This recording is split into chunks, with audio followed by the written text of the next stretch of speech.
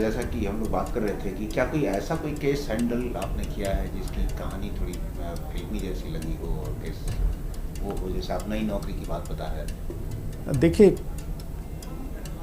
ऐसे बहुत सारे केसेस देखने में आए। जैसे इन्वेस्टमेंट फ्रॉड का एक नया तरीका जैसे पता लगा कि एक व्यक्ति जो दिल्ली में नई नई नौकरी ज्वाइन करता है, कुछ साल कहीं और शहर में काम किया और नौकरी लगने के बाद नेचुरल है उसे शादी करनी है, तो वो डेटिंग ऐप पे किसी से दोस्ती करता है।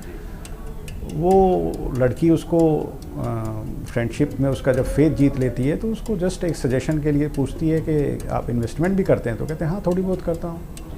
तो एक इन्वेस्टमेंट का एक प्लेटफॉर्म बताती है। उस प्लेटफॉर्म पर उसको जब फ़ायदा होने लगता है तो वो अपना भी सारा सेविंग लगा देता है, अपने पेरेंट्स का भी लगा देता है, अपने दोस्त का भी लगा देता है, रिश्तेदार का भी लगा देता है, लोन लेके लगा देता है।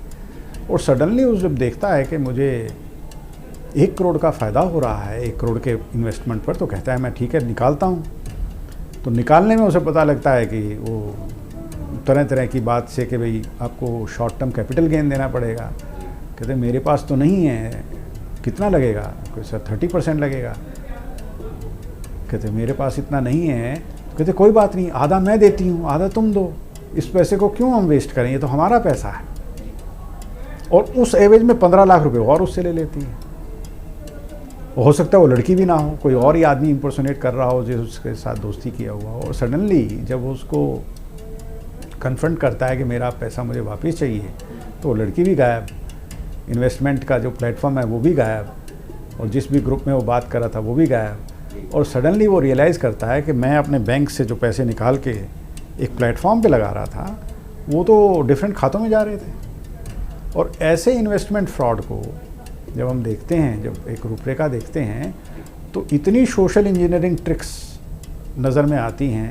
हर केस यूनिक है।